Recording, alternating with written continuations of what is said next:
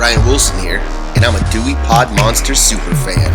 A podcast about consumption, great movies, terrible movies, beer and music. So join Sean and John every week as they unleash that dew upon you. And remember, kids, if it doesn't say Dewey, don't do it. Brought to you by the You Run Podcast Network.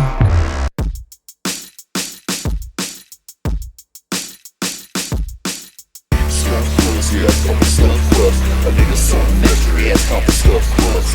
Stuff crust, yeah, I'm a stuff crust. So what you choose, gonna plus, yeah, I'm a stuff crust. Stuff crust, yeah, I'm a stuff crust. A nigga something mystery ass I'm a stuff crust. Stuff crust, yeah, I'm a stuff crust. So what you choose, gonna plus, yeah, I'm a stuff crust.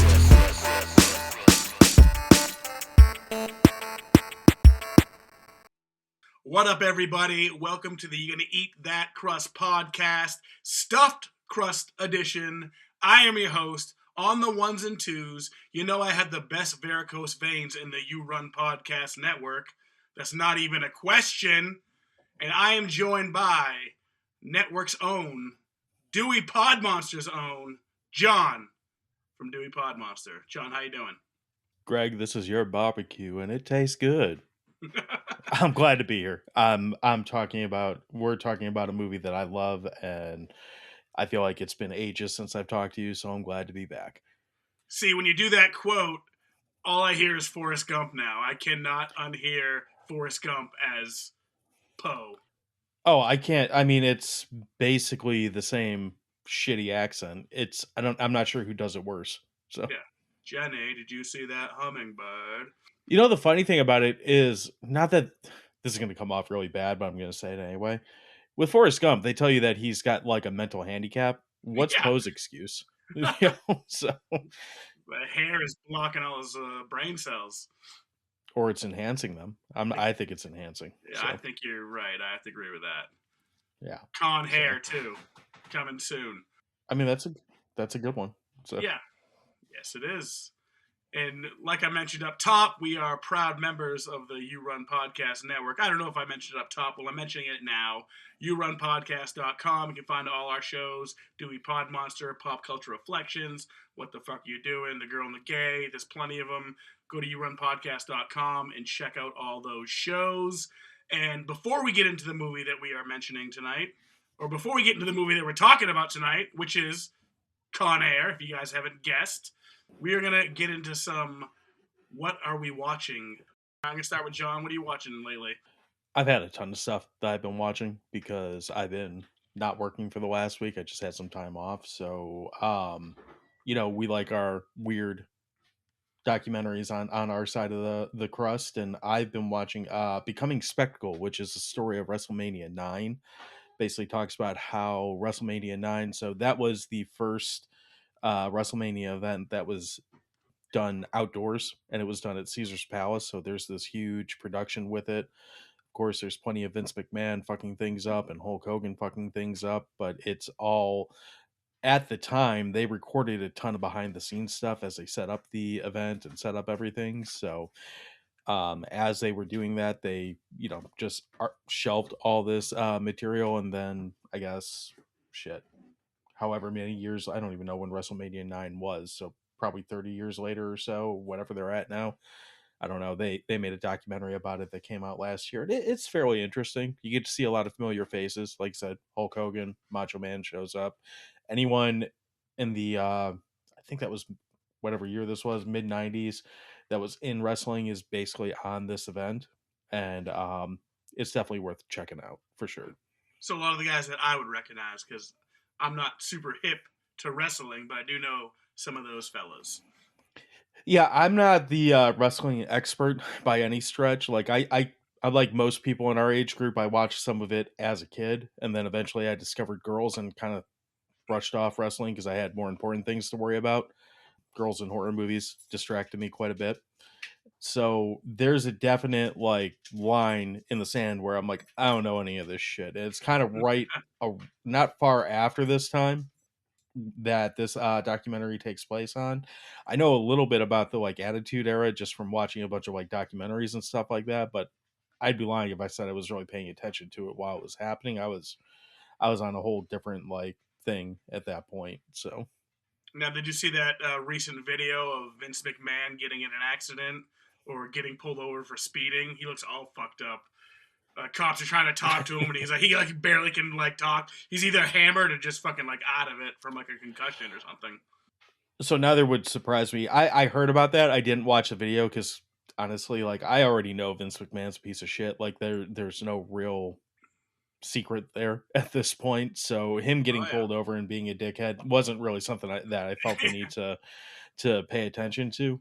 Again, I'm a firm believer. If you put a camera in front of a wrestler and just let him talk and be unfiltered, you're going to get some interesting stories out of it. So I'll watch that anytime.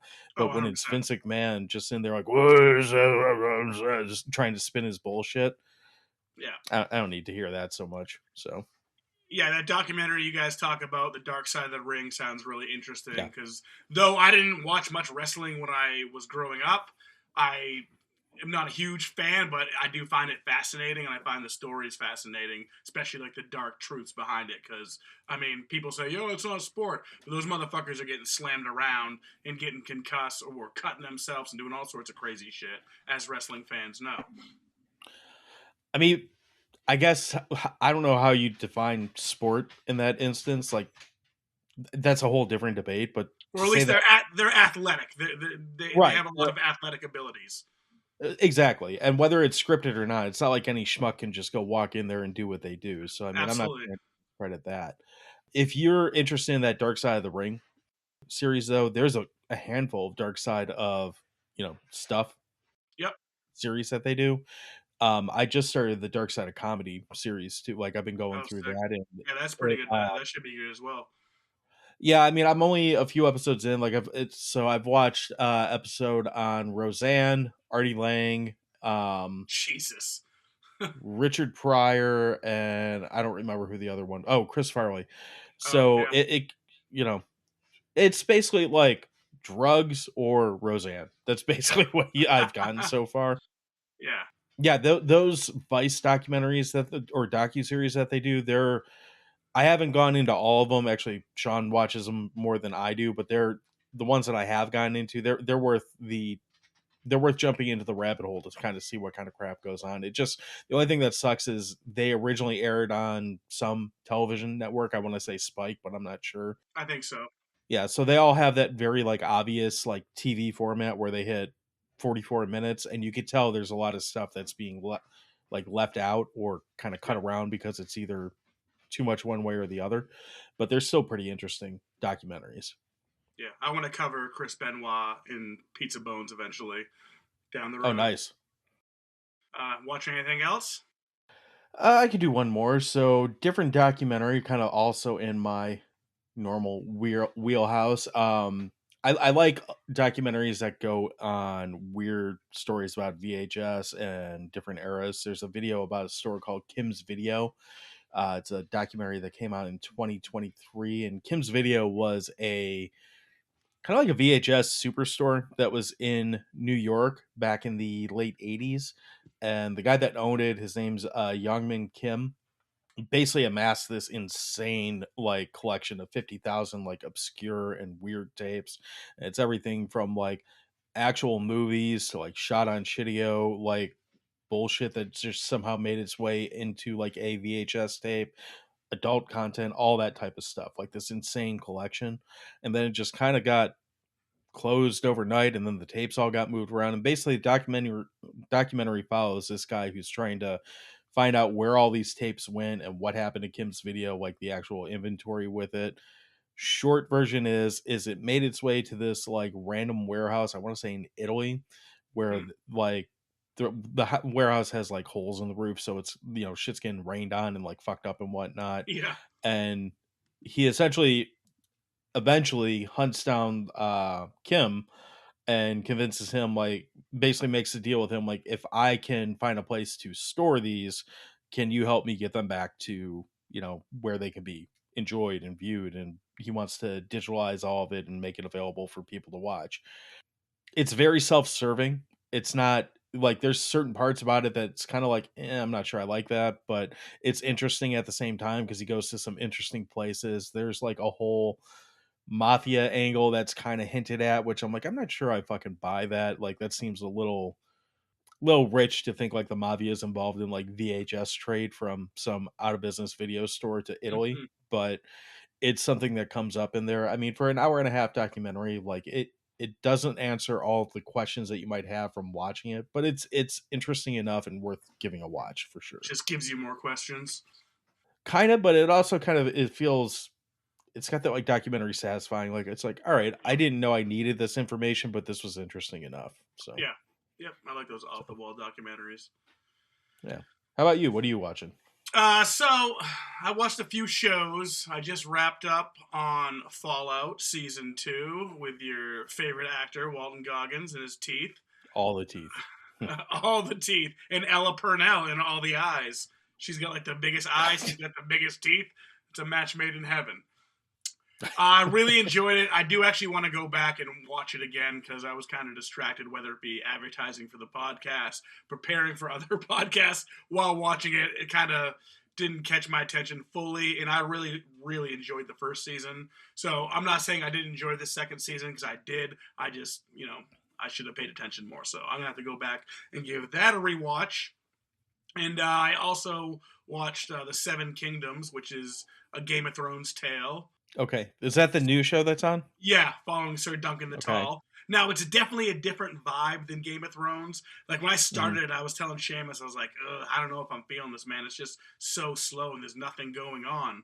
But it is kind of a good story, and it's more of a heartwarming story, I guess. It's not like, dragons and fire and all that stuff. That's weird for Game of Thrones. Exactly. But it is actually really well done. There is cool lore and cool backstory. There's only 6 episodes, and they're only like 30 minutes each or 34 minutes each. I'll tell you what, the big fight at the end was fucking insane. Gave you anxiety, like, because it's like old melee style, and you're seeing it through the view of his like helmet, and it was pretty intense. It was pretty fucking cool. There was a lot of cool shit that happened in the last episode. Did you watch what was it, Game of Dragons or whatever the House series of was that Dragons? they did? I did. Was that any good? Yeah. I really liked the original series. Yeah. Well, Oh, yeah. at least up to a point. Yeah, I they had lost read their all the writing, but- books. Yep. Well, that's the thing. I read all the books, so like up to I think it's season 5, I kind of had a pretty good idea of where things were going to go, and obviously there's stuff they change because it's a TV show and not a book. Yep. And having read those books, like books 3 and 4 especially, they kind of feel like homework, so I wasn't necessarily mad about that. But once they got past like the source material, I still liked it. No, I agree. I thought the way they tried to end it, though, there's 2 things that pissed me. Like, I really hated the big. I don't know what they call the episode. I don't remember. It's the one where they fight the ice zombies or whatever. Like, I hated Spoiler that alert. episode. Spoiler Yeah, it's alert fine. from like a 10-year-old show. I was gonna say I'm not going to say what happens in the story. What I'm actually bitching about has more to do with like I hated that episode because like I couldn't see shit. Like we're like most houses now. Like it's not like having a HD TV is a weird thing in whatever year that came out, and like it just looks so blotchy and shitty that it kind of like I'm like this would have been a really fucking cool like episode had I been able to see it, other than like pixely, blotchy, orange fireballs occasionally wandering through the screen. So Yeah. that really pissed me off.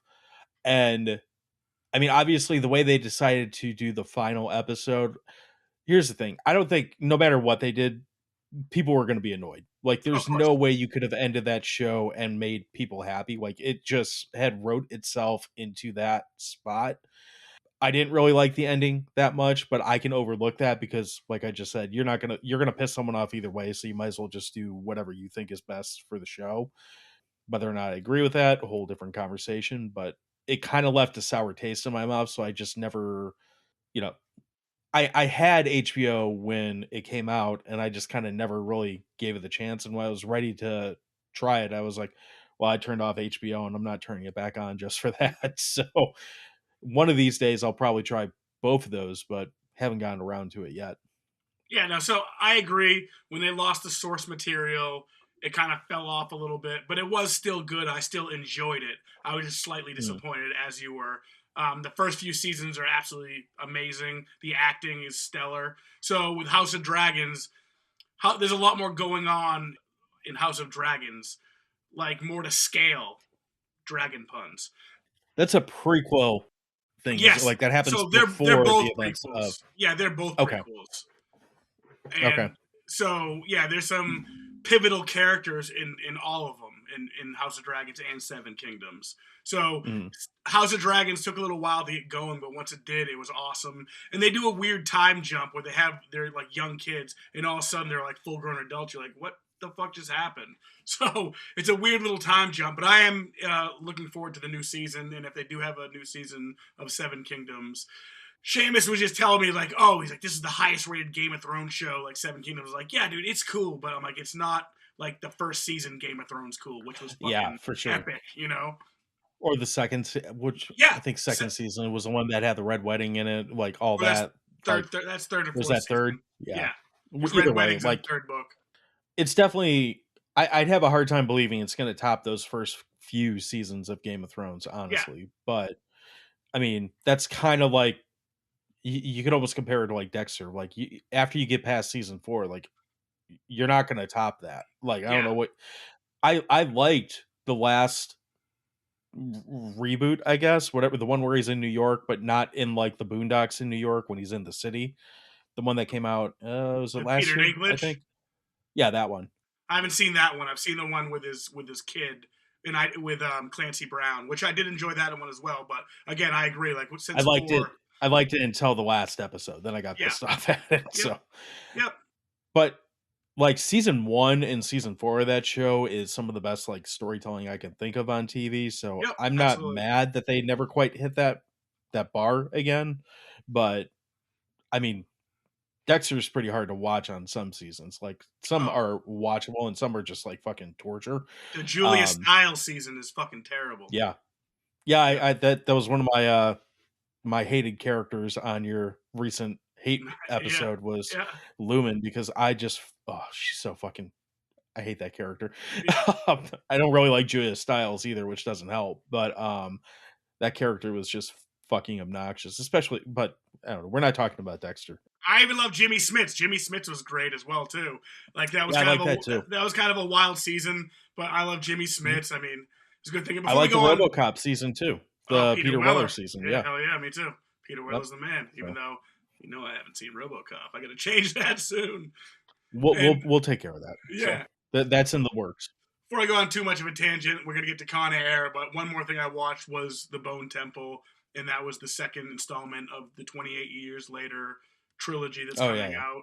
And so many people were pissed off at 28 Years Later. My girlfriend Michelle, she loved it. She absolutely loved it. And I did enjoy 28 Years Later, but The Bone Temple was just so much better in my opinion. The Bone Temple was excellent. I hope Ralph Fiennes gets nominated because he was really fucking good in The Bone Temple. I gave up on that series after the second movie. Like I thought the first movie was just I thought the first movie was just okay. I thought the second movie was bad. And although I heard whatever the third one was okay, like it just never really interested me. So I get it. Yeah. But I'm glad other people like it. So if you're not going to like the first one, you're not going to like these. I mean, the new ones take a different turn, but I mean, the first one's okay, but I don't have the love for it that a lot of people in the horror community seem to. Yeah, I got love for that movie. I think good for you. 28 Days Later, baby. Scott, that's Danny Boyle and Cillian Murphy. I mean, people like them, so for better or worse. Yep. So, well, we're not here to talk about Cillian Murphy. We are here to talk about Con Air, which was directed by Simon West, and I did not know that this was his directorial debut. Well, kind of. He directed that Rick Astley video before this. Well, I'm never going to give you up. Is that the one? He's never going to give you up. He's never going to let you down. He invented the Rickroll. Yeah, that's why he chose star of the movie, Nicolas Cage. We got John Cusack. We got John Malkovich. It's written by Scott Rosenberg, produced by Jerry Bruckheimer. Con Air, 1997, a high-octane action thriller starring Nicolas Cage as Cameron Poe, a recently paroled Army Ranger forced to fly home on a maximum security transport plane. When the worst of the worst convicts hijack the jailbird flight, Poe must secretly work with U.S. Marshal Vince Larkin, aka John Cusack, to thwart mastermind Cyrus the Virus Grissom, John Malkovich, and save the motherfucking day. Also, we got Ving Rhames, we got Colin Meaney, we got fucking Dave Chappelle, Steve Buscemi, and Danny Trejo. Oh, I didn't realize that was MC Gainey as well, too, as Swamp Thing. I like Swamp Thing. Yeah, he is. So he's in Justified, as you probably guess, because he looks like he'd be in Justified because it's just a bunch of hicks in that show. So he can basically be a criminal, a biker, or a cowboy. That's like his lot in life. Yeah. So I want to say he was Walton Goggins' dad, if I can remember correctly, in Justified, and that is Justified. They don't look very well. They don't look very related to me, but that's fine. They don't have to be. So did he kill my daddy? So before we get in our little acronym game that we like to do here on the Eat That Crust podcast, Stuffed Crust Edition, any good quotes you got from Con Air? Well, I opened with one where, Cyrus, this is your barbecue and it tastes good. This movie is so infinitely quotable, but that one's pretty high up there because it's easy to pull out. Hey-o. I also use the word hummingbird in bad Forrest Gump Southern all the time around my house. Yeah, because nothing makes my wife angry and laugh quite like saying, "How you doing today, hummingbird?" Because it's one word quote, but it's absolutely awesome. How about you? What ones do you have on there? Speaking about pulling out, can you fly, Johnny? Well, if your dick flies out your pants, then you fly out this plane. Yeah, like a half a RoboCop quote in there. So. I also love the. Well, you don't know that yet, but yeah, I know this. I know if someone gets shot in the dick because I know that. I see that meme with the girls wearing the shirt, dude who shot RoboCop in the dick, or whoever RoboCop shot in the dick. I just call him RoboCock. That's the third one. They work together. It's one and the same. So. And I love when Pinball Dave Chappelle says, "You have the prettiest eyes that I've seen in 5 to 10." Actually, I think Pinball might have the best line in this movie because, we'll get to the plot with it, I'm sure, but there turns out to be a DEA agent on this plane, and he grabs Pinball or Dave Chappelle, and he says, "I'm DEA, motherfucker. You know what that means?" And Chappelle says something along the lines of, "That means you're the most crooked N-word on this entire plane." I was like, all right, that line has to be improvised because that's very Chappelle, and two, fucking nailed it. Good job. So Chappelle was awesome in this movie. He was hilarious, I thought. For sure. The only negative I could say with Chappelle in this movie is that he's not in it long enough. Yes, so. I agree. I still remember that scene when he's gets pushed out of the airplane and he's flying down and the music's playing all nice and oh, is that bird crap on the window? And he just smashes through the window. Right. Also totally impractical because if you're falling from that height, you're just gonna be a pile of goo by the time you hit anything. Yeah. But whatever. So the movie has to happen. I also love when Bubba Gump says to him, "What are you gonna do?" He's like, "I started this day with a birthday party to get to, and I'm gonna get to it." It's just Jesus Christ, man. I do like when he's in prison, he's like, "Your mama is right. School is very important." Your mama really cares about your schooling, boy. Basically, anytime you can get Nick Cage talking like Forrest Gump, that's chef's kiss. You're having a good time. Ooh, Forrest Gump 2 and Nicolas Cage's brother. Or his uncle. Let's just do Forrest Gump 2 and Nicolas Cage is Forrest Gump. Hey, well, so there is Forrest Gump 2. It's called Gump & Co. And Forrest's kids all grown up. I read the book. It's a great book. And, of course, Forrest Gump is just getting into all sorts of shenanigans, fucking everything up. All I could see was... Is there a movie of Forrest Gump 2? No. Oh, but I'm not reading the book. Yeah, Gump & Co. is a short book, and I really enjoyed it. I would love for them to make a movie, because there was a movie in my head when I was reading it. All I could see was Tom Hanks fucking everything up, and then, what's his name? Haley Joel Osment as the kid, Especially if it's Haley Joel Osment now as the pudgy, stoner kid that he is. And he's awesome. I think Haley Joel Osment's actually really funny. He was great in Silicon Valley. He's good in The Yeah. Boys. He's not great in Tusk, but he's good. So Yeah, I have seen Tusk. So. I don't know why, but okay. So the last quote I go with is when Cyrus is like drawing out the plans when they're in Carson City. He's like, "This is the boneyard. This is our plane." And that guy's like, "What's that?" He's like, "That's a rock." Just like, come on. Yeah, I got another Malkovich quote, but I'm holding on to it. I don't Okay, want to hold on. I don't want Hold to on blow to it it. all yet. So, as we do on the You Can Eat That Crust podcast, we do acronyms when we're breaking down movies, and we're going to start with C. And this one's chat about this movie. 3 positive things. It could be performance, storyline, soundtrack, pretty much anything that's positive. I will go first. First thing I thought is good action, good humor, and Chappelle and Malkovich are extremely hilarious. Like, I thought Malkovich is definitely over the top a lot of the times, but he's got great comedic timing as well. And of course, Chappelle.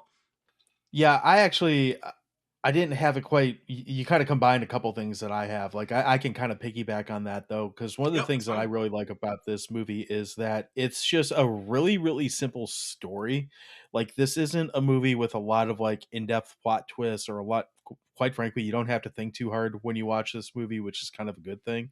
And it also makes it infinitely rewatchable. And when you kind of combine things like Malkovich's performance, Chappelle being in there, even like obviously Nick Cage is memorable to say the least in this movie. And some of the tertiary characters, your guys like Danny Trejo, who's kind of a scumbag in this movie, Buscemi, who I have issues with as far as like why he's in this movie in the first place, which we'll come back around to. They're still very memorable characters that are, I don't know if they're well written per se, but they're intriguing and they make you kind of pay attention to what's going on in the movie. So Yep. Well, so I'll piggyback on that. My second one was the cast. I think they work well together. I think pretty much all the prisoners are great. Some of them are over the top ridiculous, but I just thought they all played off each other well. Whether it be Ving Rhames, like I said, Danny Trejo. right. I just thought they were all great. And again, yeah, it's not a movie that it's not Inception. You don't really need to think about it too much. Right. Yeah, and I have that as a positive on here too. Is just every character is so fucking ridiculous. Every character is like either a racist or a sexist stereotype or some kind of like, I don't know, Fox News supervillain like characterization of a prisoner. Like it's so fucking dumb. And everyone like, I don't want to go as far to say that these characters play it straight because being ridiculous is almost like part of this movie, Yeah. but they almost play it like they believe that these characters exist. Like they're not playing it straight, they're not playing it serious, but playing it as they're like playing it realistic while taking big chunks of this plane and just chewing it up and spitting it out as they go along. I mean, look at Ving Rhames' character as this like black nationalist diamond dog, like I guess he's like a revolutionist that's imprisoned in here, and they basically dilute him down to just like generic like prison rioter, but they put him on a plane and give him like this. Everyone's got this like 2 minute backstory of how terrible they are and how it's like this guy led a riot and like a revolution. This guy killed 47 people. This guy rapes 23 women. That's why his name's Johnny. Like it just goes down the list of like how can we make up all these shitty like horrible things, and it's got like a comic book vibe to it because it's so over the top and ridiculous Yeah. that it's not so much like how do they get all these people in this plane at the same time. I mean, that question is there, like why would you put all these people in this Yeah. plane at the same time? As stupid as it is, it works, and quite often it's like you just kind of have to laugh at it. It's Of course. I don't think it's I feel like the movie's in on the joke, and Yes. that helps. Yes. So Yes, there's good humor to it. I agree. yeah. So, My third positive is basically when I already talked about this, when Pinball's thrown out of the plane, and it's just like the classical music playing as he's like, realistically coming down on the car and smashing into the car. There's bird poop on Yeah. the window. It just makes me laugh every Yeah. time I see it. I mean, Chappelle as a whole is great in this. He's not, again, the only negative with Chappelle is that he's not in this movie enough. Yes. I Yep. love that he gets distracted at the first stop for the airplane. I love that they keep making stops too. Um, Yeah. but he stops and tries to pick up this girl that's like investigating this hangar or something, Yeah.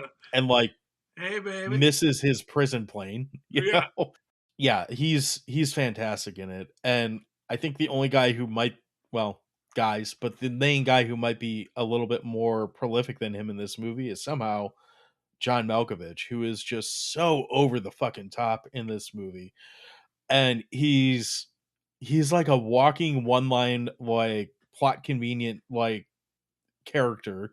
And I think my favorite thing about him, on top of all this insanity and all this stupid shit they have him doing, he's constantly firing a gun on a plane where he somehow Yeah. never does enough damage to create a problem with the plane itself or the Yeah. structural integrity of the plane. But I think my favorite thing that he does through this whole movie is all his like bad airline puns and jokes. Like as soon as he takes over the he's like, "Welcome to Con Air," Yeah. it starts like going on like flight attendant like spiel, or when he like the first time they crash land or land, whatever, and he's like, "We have reached your destination," and he starts again, it's just typical airline bullshit that he's spewing out.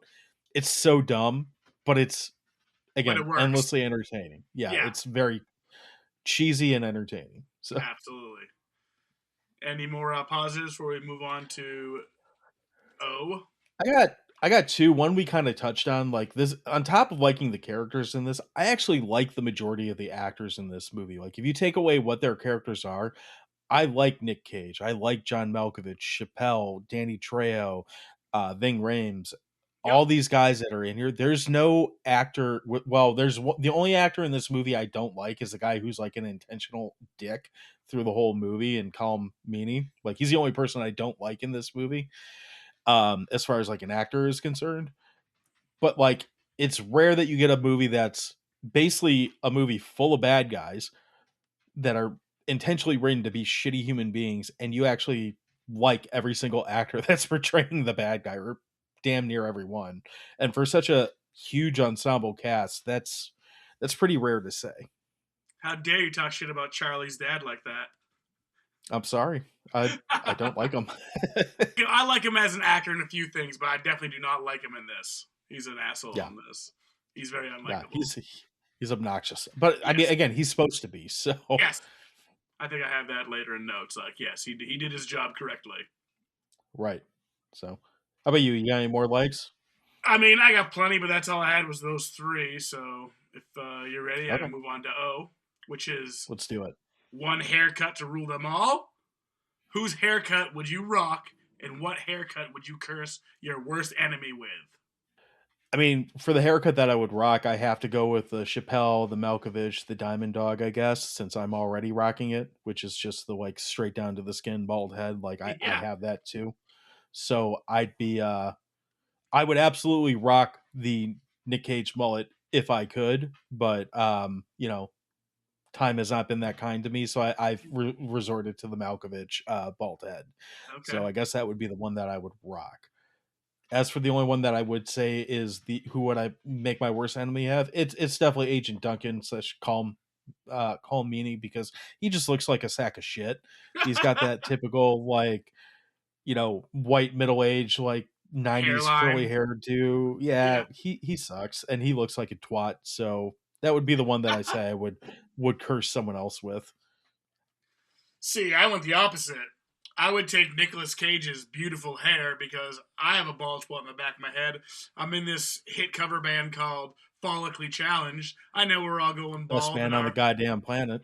yeah, I know we're all getting bald and losing our hair. So I would take this hair and roll with it because I used to have a beautiful fro. My fro was amazing. I picked it out so many times. That's probably why I'm bald.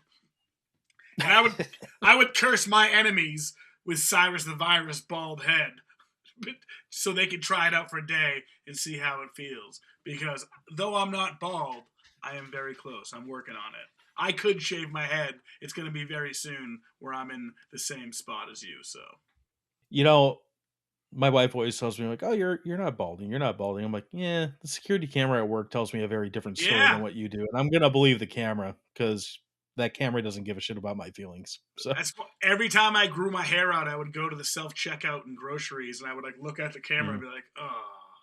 And I was going to actually yeah, write a comedy bit about. I had a whole comedy bit I was writing about that, about not finding out I was losing my hair from the doctor, but finding out I was losing my hair from a self checkout machine.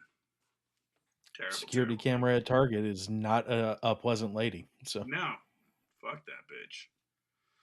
Well, agreed. speaking of being bald, let's talk about negative N. Three negative things about this movie. What you got? You start it off. So I actually think the Steve Buscemi character is kind of a negative in this movie for Okay. a couple reasons.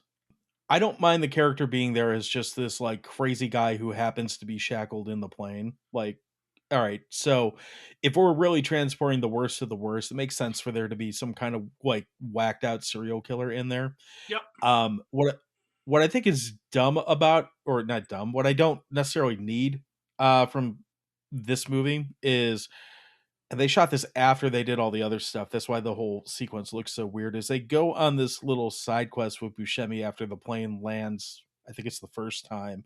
He goes and finds this little girl, and they're sitting in like an empty pool, and Yep. it's all creepy. And at this point, we already know his thing is like killing kids or something like that.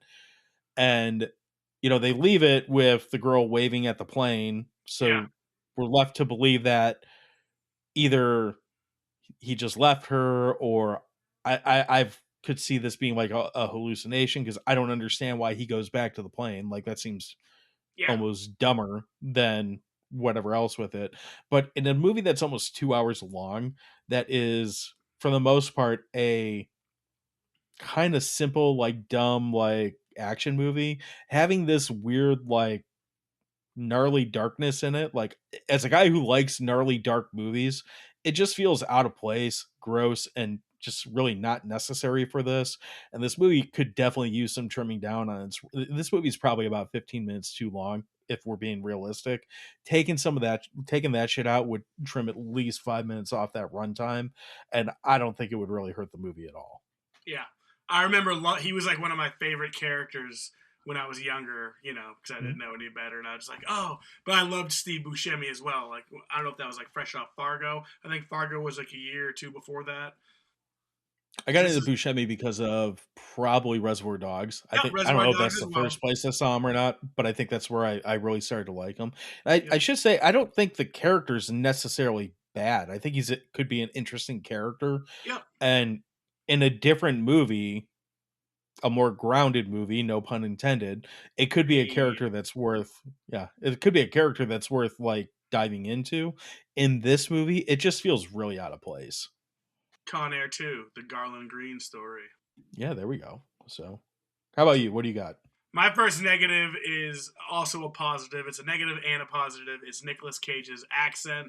It's so it's so dumb, but again, I don't think this movie takes itself too seriously. I just think it's No. it's ridiculous. Is it Forrest Gump? Is it Nicolas Cage? I don't know. Hummingbird. That's just so his delivery. He claims he stayed in Alabama for like 2 weeks just trying to study and get the accent down. So, I mean, I don't know. So, The opening scene when he fights those guys, just some of his dialogue in the movie is just so fucking ridiculous. Again, I'm here for it. I love it. That's why we're talking about it. oh, for sure. And I'm with you on that. It is arguably one of the worst like accents in film. It's like up there with the Keanu Reeves British accent, or for Yeah. that matter, the Forrest Gump Southern accent. Like it's bad and it's noticeably bad, but it's almost part of the charm of this movie. So Again, Forrest Gump is mentally challenged. right, Like so he right. has an excuse. Nicolas Cage, I don't know what your excuse is, but I love it. I'm glad you went with that choice.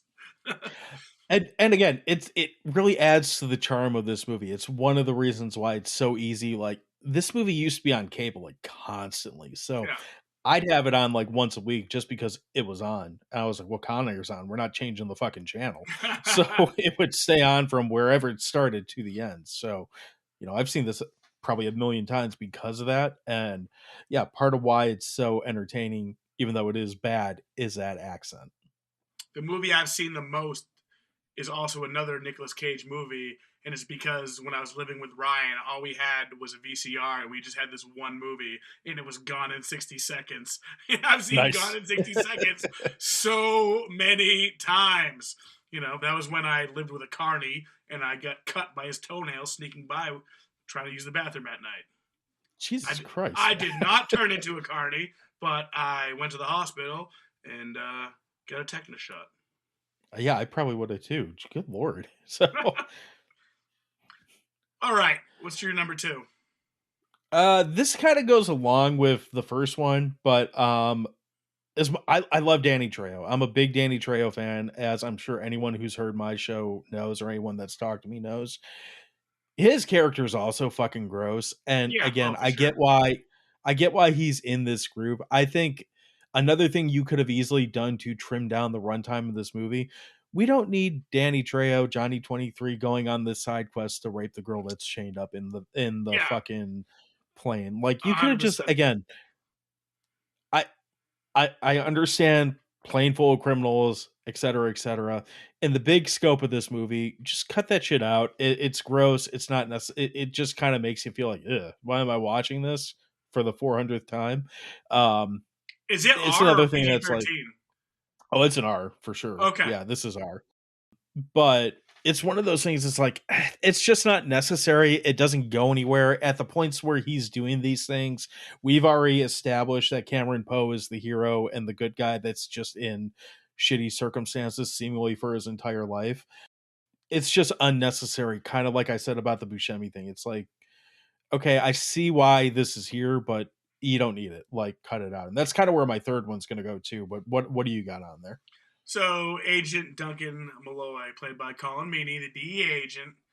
I said, though he does a good job of being an asshole, I do like the actor. I just thought he was kind of a piece of shit in this movie. His character was unlikable. And again, that was his job, to be unlikable. He kind of redeems himself a little bit when they're like, don't shoot! And he doesn't shoot. Mhm. I'm going to shoot. But yeah, so he was kind of, again, like I disliked him in this. Not that I love that actor. I did love the Railroad Show.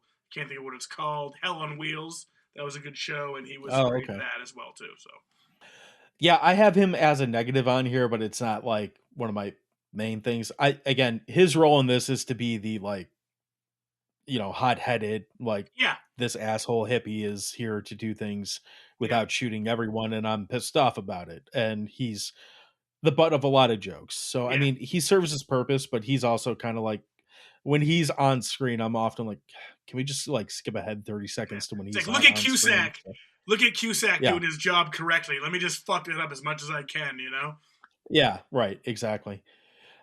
Well, my other one is Bubba. I don't really feel like Bubba needs to be in this fucking movie. Like I need my again, insulin. right, we've already established from the very beginning that Poe is the good guy who's always in the wrong place and like he's doing the right thing in this movie for reasons. Fucking Bubba spends like 90% of this movie fucking dying only to get saved and then to fucking die. Like again, this is a 2-hour movie. Cut that shit out. Get this down to about an hour and a half to an hour 40 minutes, and it would have been just fine. I'm not looking for deeper meaning in this movie. I don't need to see Poe be more like, you know, relatable or more whatever, like sympathetic of a character. I don't need that. Like, this is a movie about a bunch of people on a plane that are criminals that are like wrestling each other and shooting guns in a moving plane as if that's a good idea. Like, just leave the Bubba insulin shit out. It doesn't add enough to this movie to justify its extra 10 minutes of runtime in it. Yeah. I wonder if he was So having Forrest Gump flashbacks when he was listening to Nicolas Cage talk. the way he dies is almost the same as how he dies in Forrest Gump. Like he's in a southern guy's arms looking up like, gee, Forrest, what you go buy my shrimping boat? He might as well say the same thing like, gee, Cameron, you go buy my shrimping boat and whatever. So it's not that different of a death Yeah. for poor old Bubba. So Yep. So my last one, it made me laugh, but it was so ridiculous when Cusack and Cage both get on the police motorcycles at the end, and they just like look at each other, and they have Oh yeah, that moment. It's yeah, like, come on now, it was so yeah. ridiculous. Again, I know that's what kind of movie we're dealing with, but ultimate cheese there. It's Con Air. I'm not expecting, Rob Roy or the Green Mile kind of like storytelling and Right. acting. It's Con Air, so I get what I expected, but I just thought that was so dumb. Yeah, I agree. The whole ending scene is ridiculous. I love how they're talking about like, oh, the only place we can land is on the strip. I'm like, you already landed in the desert once, and there's desert on either side of the strip. Why don't you just land in the fucking? I Yeah, mean, again, the cons that are landing said Con Air don't give a shit about the fact that they, probably killed, I don't know, a couple thousand people right. landing this Yeah, plane. Like, I would love to see a death count for how many, or like a news report, like, oh, 973 people had a plane land on them in right. Las Vegas today. It's like some Hellraiser shit. Yeah, something. The whole sequence of events that ends this movie. I mean, you get Cyrus who's on the strip, falls out of a plane, hits some power lines that catapult him into a random Yeah, operating construction site at like 10 o'clock at night yeah. with this giant like Cylinder that's it's like not, like a pressurized cylinder or yeah, whatever. like That's like, just the sequence of events that happens at the end, everything about it is just utter cheese and ridiculous, and it's fueled by Nick Cage and John Cusack and John Malkovich. It's great. So you feeling lucky? Actually, I am. Ends with Buscemi and then ridiculousness. right, the whole thing is just so yeah. And again, that part with Buscemi, that's a fine scene. You get to see the craziest guy off the plane. No idea why you got back on the plane still, but at least you're giving something like, all right, you're justifying this character being here now more than you did with that like 10-minute pool scene or whatever.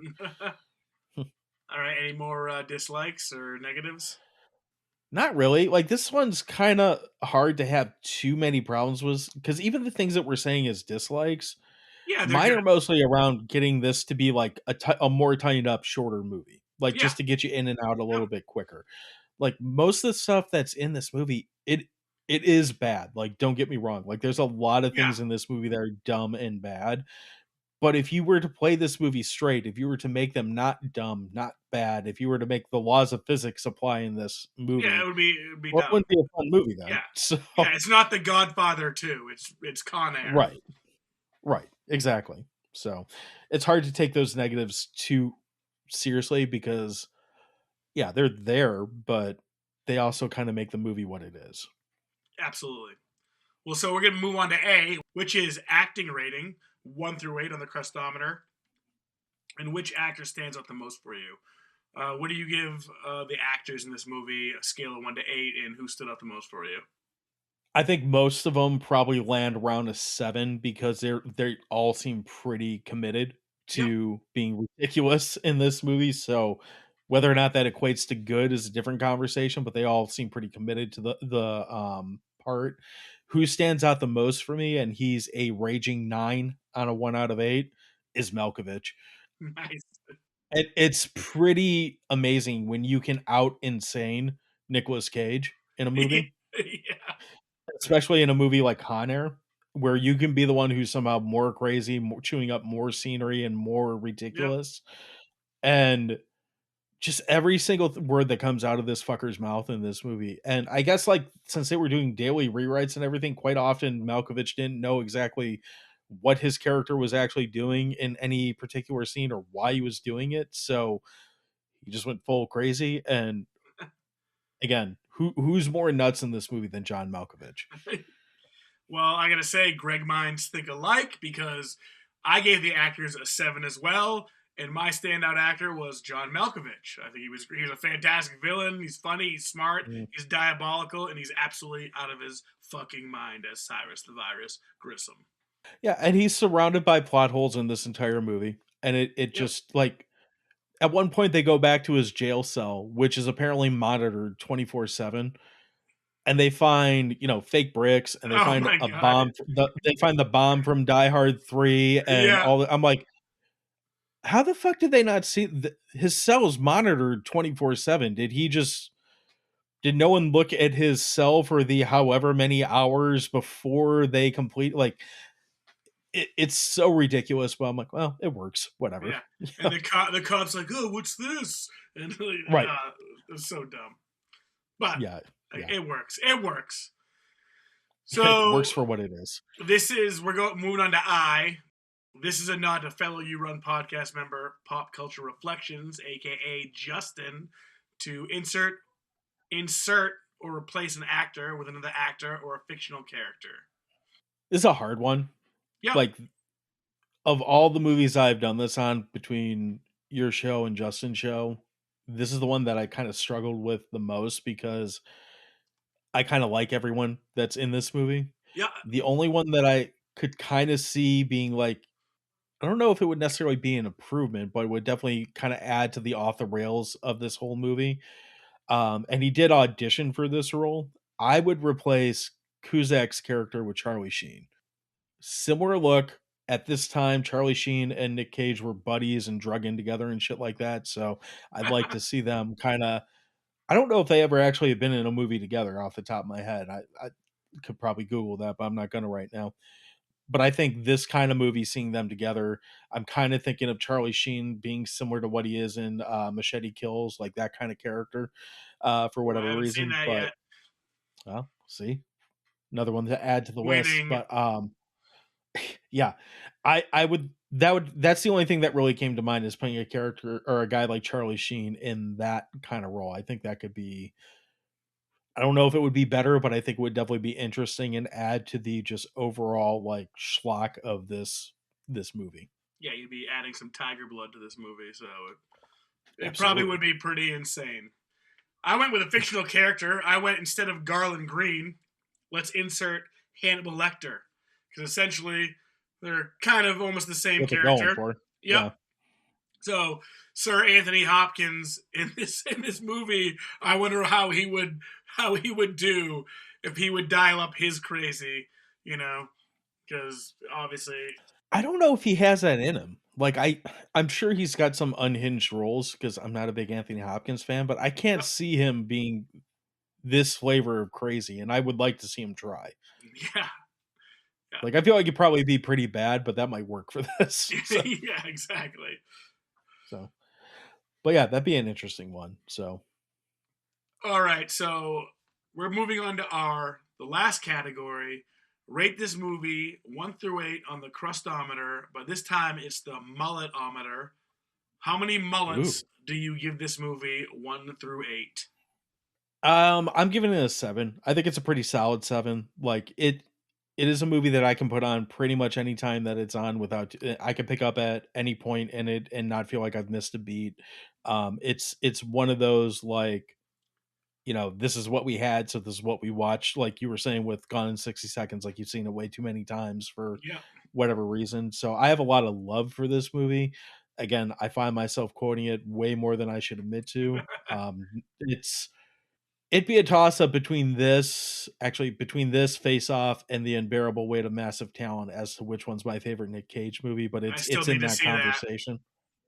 Oh, you would love that. Like you should watch that. Like I would say watch that tonight. Like you especially, like knowing what kind of like stuff you like to laugh at, you'll absolutely love it. Ryan's been pushing that movie on me. Ryan loves that movie.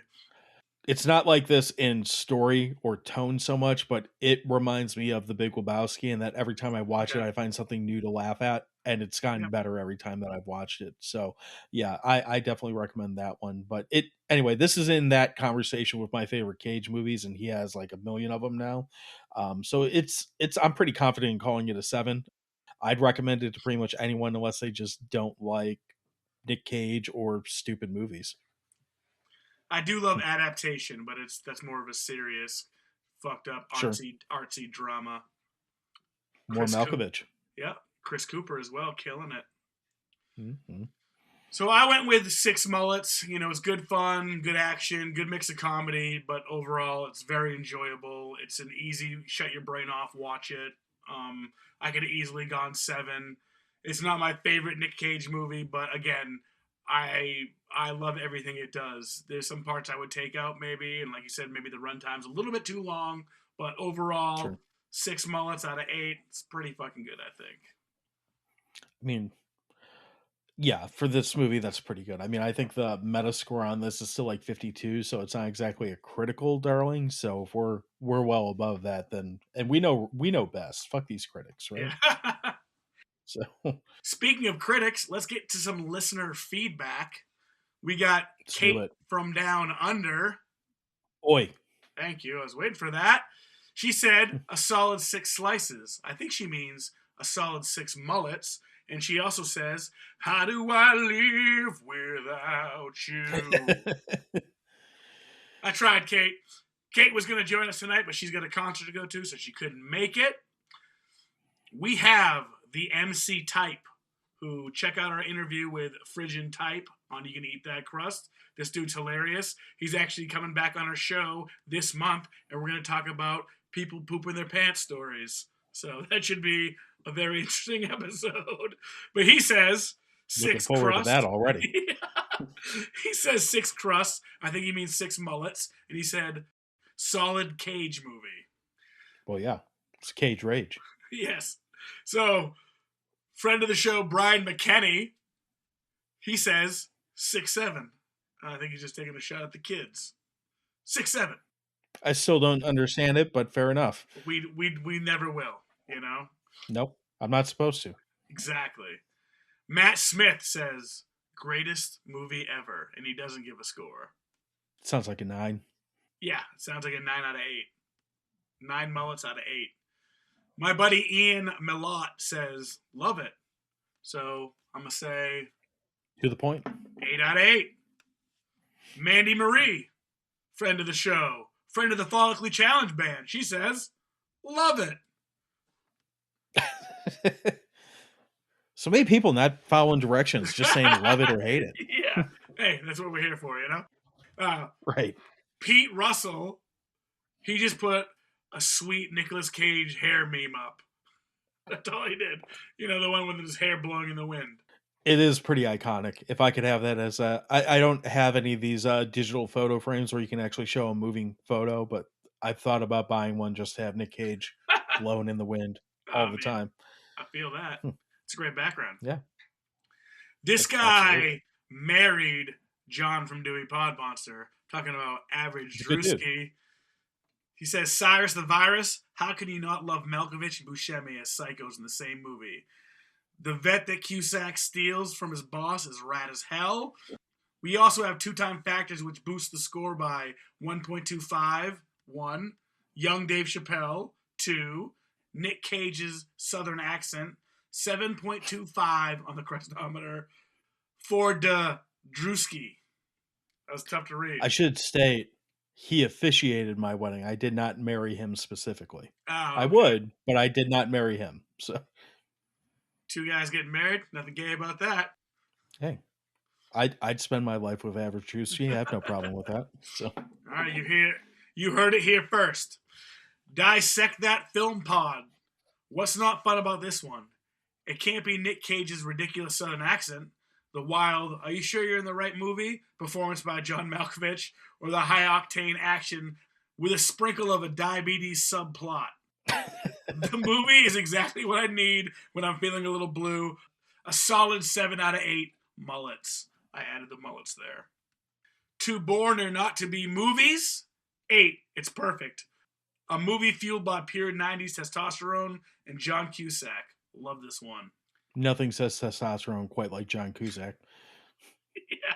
I was thinking more of Colin Meaney, but... Or Ving Rhames. Yeah, or Ving Rhames. Pretty killer podcast. I remember this one and had fun with it. I'm going to say 6.5 out of 10. Still solid. So we're Oh, and 3 flame emojis. So that's like a 9.5 out of 10. Yeah. That's still pretty good. Yeah, it's a point per flame emoji. Yeah.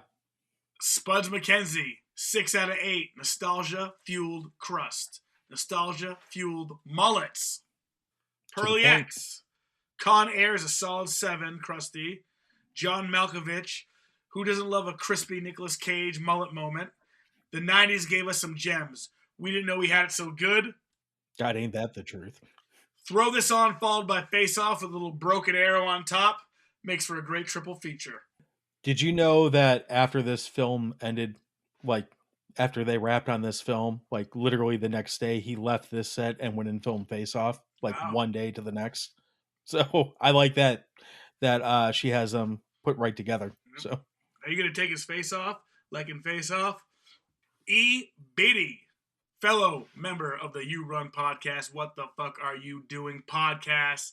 He just had a pic of a Con Air hairdryer and said, the real Con Air, and probably used on Nicolas Cage's hair for the movie. I'm so glad this movie came out in the 90s, because if it was like current, Con Air, their hair like dryer company, would have sued the shit out of them for this title. Totally. Justin, not Justin from Pop Culture Reflections, says he prefers his movies cage-free. Lame. Justin, the real Justin from Pop Culture Reflections, it's a 6.5 from me. It's not great, but boy, it's a wild ride. It has a ton of unique and interesting characters, strange acting performances, and Cage's hilarious accent, and Cusack feeling a bit out of place, and John Malkovich chews up every scene he's in. It's like he just summed up the whole show. Yeah, pretty much. Justin, get out of my head. Mine too, apparently. Yeah. Scott Zoller said 6. That's all. And my girlfriend Michelle, she says 8. 8 out of 8 mullets. The perfect score. She's a keeper. Yeah, she is. That's some high praise right there on the crust. She thinks I should grow my hair out like Nicolas Cage. I said, I'm trying. I'm really trying. You gonna bleach it to get that like sandy brown color? She is my hummingbird. I mean, how can you live without her? Exactly. I want to know. All right, so before we get out of here, John, what do you guys got coming down the pipeline for the Dewey Podmonster show?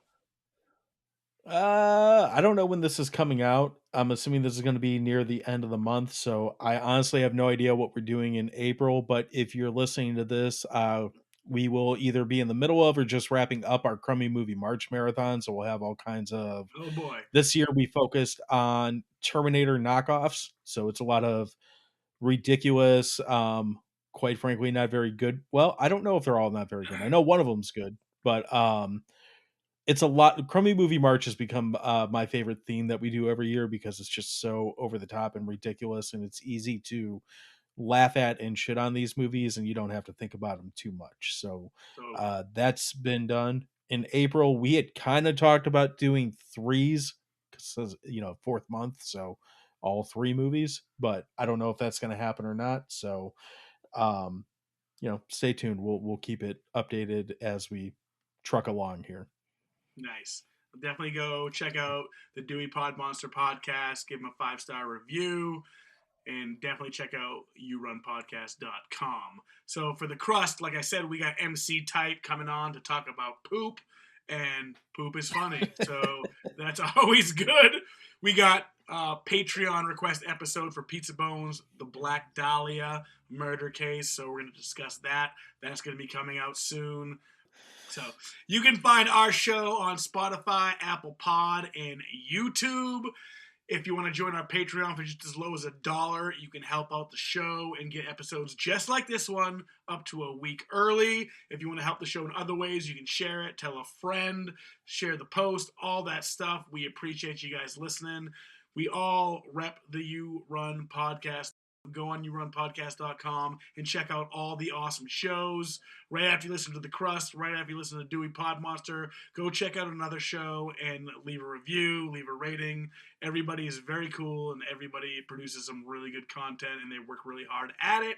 So thank you so much for that. Thanks to Scott, as always. He's the man, and that's another episode we got coming up. We got Scott coming on for Horror Villain Bracket number 2. And we're excited. Yeah, we're excited to have Scott back on, because he's not busy at all. He doesn't have a really busy schedule, so we were able to just slide right in there. So, but anything else to say, John? The only thing I got to say is, in the words of John Malkovich, sayonara. All right, see you guys later. Peace.